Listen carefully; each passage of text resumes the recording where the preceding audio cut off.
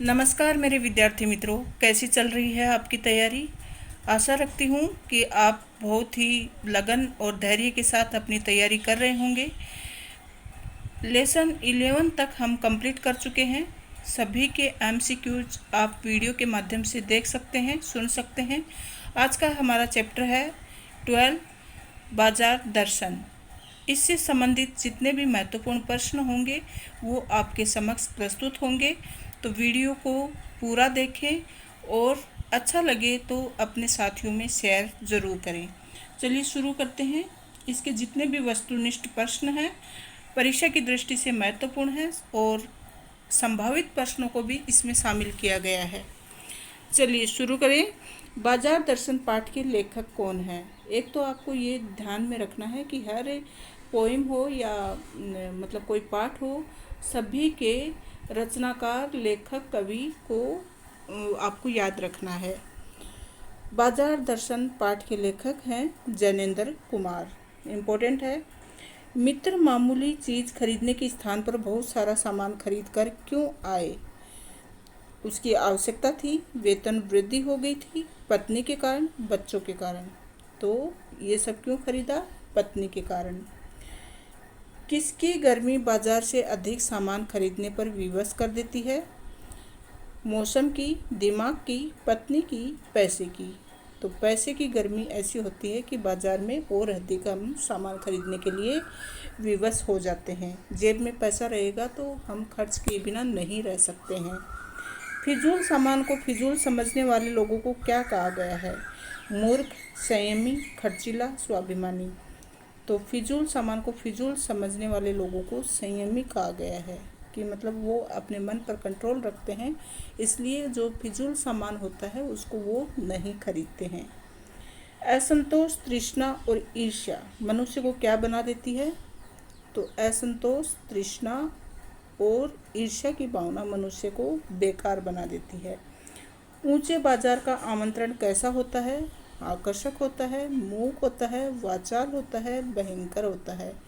तो ऊंचे बाजार का आमंत्रण मूक होता है, मतलब वो बोलता नहीं है, लोग खुद ही उसकी तरफ खींचे चले जाते हैं। किस बाजार में खड़े होकर आदमी को लगता है कि उसके पास काफ़ी नहीं है? तो सदर, गांधी चौक कमेटी। तो चौक जैसे बाजार में खड़े होकर आदमी को लगता है कि उसके पास काफ़ी नहीं है। सजा धजा बाजार क्या करता है? सजा धजा बाजार हमें आमंत्रित करता है कि आओ आओ मुझे लूटो। इस तरह से हमारे मन के भाव जगाता है। लेखक का दूसरा मित्र बाजार से खाली हाथ क्यों आया? लेखक का दूसरा मित्र बाजार से खाली हाथ क्यों आया? ऑप्शन देखते हैं। वह सब कुछ नहीं खरीदना चाहता था, उसके पास पैसे नहीं थे, वह कुछ कम नहीं खरीदना चाहता था, वह कुछ भी नहीं छोड़ना चाहता था। तो वह कुछ भी नहीं छोड़ना चाहता था, इसके लिए वह खाली हाथ आ गया। बाजार में क्या है? जादू है, वस्तुएं हैं, सौंदर्य है, गति है। तो बाजार में जादू है। बाजार का जादू किसके माध्यम से काम करता है?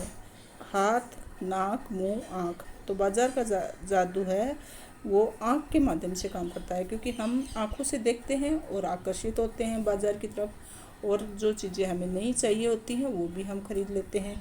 इस तरह से बाजार आँखों के माध्यम से जादू करता है। लू में जाना हो तो क्या पीकर जाना चाहिए? चाय, कॉफ़ी, पानी, गर्म दूध। तो पानी पीकर जाना चाहिए। बाजार की असली कृतार्थता किसमें है? लोगों को लुभाने में, सामान को खरीदने के लिए विवश करने में, मोल भाव करने में, आवश्यकता के समय काम आने में। तो बाजार की असली कृतार्थता आवश्यकता के समय काम आने में है। कि बाजार जो होते हैं वो किस लिए होते हैं? आवश्यकताओं की पूर्ति के लिए होते हैं। तो उसका उद्देश्य तभी पूरा होता है जब हम आवश्यकता के समय बाजार जाएं, ना कि फिजूल खर्च करने के लिए जाएं। तो बाजार की जो कृतार्थता है वह तभी सार्थक हो पाएगी जब हम आवश्यकता पर ही बाजार से सामान खरीदें। ठाठ देखकर मन को बंद करना क्या है? जड़ता, गति, जीवन, संजीवनी। तो इसमें ऑप्शन है जड़ता। मन को किसकी छूट नहीं होनी चाहिए? निरोध की, मनमानेपन की, विरोध की, संवेग की। तो मन को मनमानेपन की छूट नहीं होनी चाहिए। भगत जी क्या बेचते हैं? भगत जी चूना बेचते थे, मतलब चूर्ण बेचते थे। भगत जी चूर्ण से प्रतिदिन कितने आने कमा लेते थे? तो भगत जी चूर्ण से 6 आने कमा लेते थे। ये पूछा जा सकता है बच्चों, तो ये दिमाग में रखना आपको, कितने आने कमाते थे। और यहाँ पर ये चूना जो दिया हुआ है इसको सही कर लेना, चूर्ण आएगा, यहाँ पर चूर्ण आएगा, ठीक है। चलिए, लेखक भगत को चूर्ण बेचते हुए कितने वर्षों से देख रहा था? तो लेखक भगत को 10 वर्षों से देख रहा था कि भगत जी चूर्ण बेचते हैं। संचय की तृष्णा और वैभव की चाह में व्यक्ति की क्या प्रमाणित होती है? तो संचय मतलब इकट्ठा करना, इकट्ठा करने की जो इच्छा होती है, और वैभव की चाह मतलब शान शौकत की जो चाह होती है, वह व्यक्ति की क्या प्रमाणित करती है? शक्ति, महानता, निर्बलता, सबलता। वह निर्बलता प्रमाणित करती है। बाजार को सार्थक कैसा व्यक्ति प्रदान करता है? बाजार को सार्थकता कैसा व्यक्ति प्रदान करता है? तो वही व्यक्ति बाजार को सार्थकता प्रदान करता है जिसे पता हो कि उसे क्या खरीदना है। बाजार का बाजारूपन कौन लोग बढ़ाते हैं?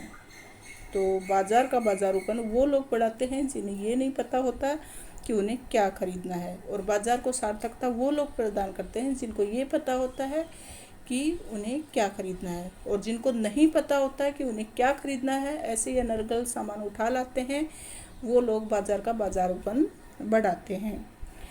जनेंद्र कुमार का जन्म किस सन में हुआ? जनेंद्र का जन्म 1905 में हुआ। जनेंद्र कुमार का जन्म कहाँ हुआ था? उनका जन्म अलीगढ़ में हुआ। निधन किस वर्ष? 1990 में हुआ।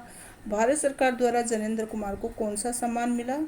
जनेंद्र कुमार को भारत सरकार द्वारा पद्म विभूषण सम्मान मिला। जनेंद्र कुमार पर किस बात का प्रभाव है? जनेंद्र कुमार पर गांधीवाद का प्रभाव है। अच्छा प्रश्न है। लेखक के अनुसार केवल बाजार का पोषण करने वाला अर्थशास्त्र है, कौन सा है? अनीति शास्त्र। धन की ओर कौन झुकता है? धन की ओर निर्बल जो होता है वह झुकता है। अच्छा प्रश्न है ये भी। जो लोग बाजारूपन बढ़ाते हैं वे साथ ही साथ अन्य किस दोष को बढ़ाते हैं? महंगाई, झूठ, कपट, ईर्ष्या।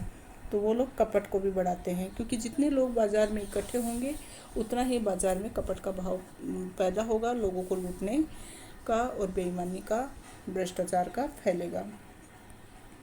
किसी की समृद्धि को देखकर अपने प्रति हीन भावना पैसे की कौन सी शक्ति है? तो किसी की समृद्धि को देखकर अपने प्रति हीन भावना, ये एक तरह से व्यंग्य है।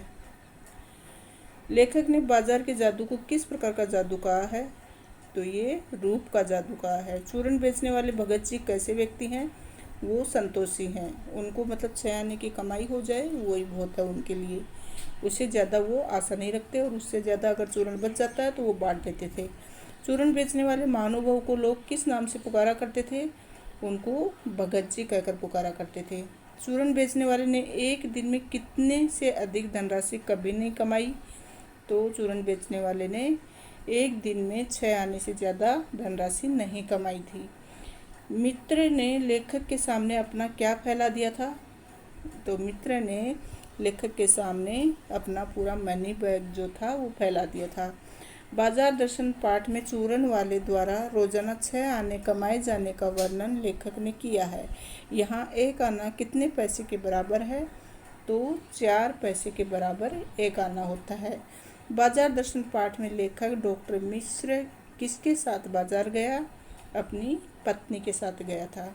लेखक ने बाजार दर्शन पाठ में चूर्ण वाले को अकिंचित कर कहा, जिसका अर्थ होता है अर्थहीन, मतलब जिसका कोई अर्थ ही नहीं होता, उसे मतलब अकिंचित कर कहा गया है। आगे का, बाजार दर्शन के लिए पैसा क्या है? तो बाजार दर्शन के लिए पैसा पावर है। Thank you students. आपको वीडियो अच्छा लगा हो और आपको उपयोगी लगा हो तो अधिक से अधिक शेयर करें। Thank you so much.